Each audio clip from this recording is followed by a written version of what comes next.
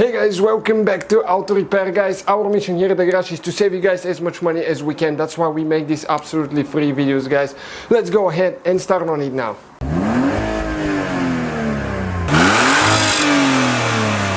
Hey guys, welcome back to the channel. Today we will show you guys how to remove or replace a top engine cover on Mazda CX-7.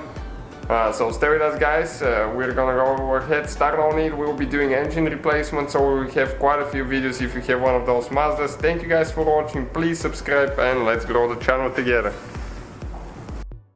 So we'll need a flathead screwdriver, okay, and you can see you can pry those, okay, the middle part out, okay, and then you can get a prying tool or pliers and pull it out. Okay, this one here is exactly the same way, two of them.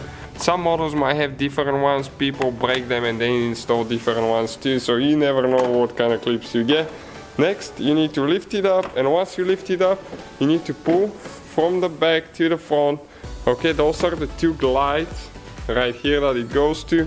That's the engine cover right here guys, and you can see it's really good to clean your intercooler once in a while. You can see those leaves there, it will make it pretty inefficient, so make sure you clean it once in a while there.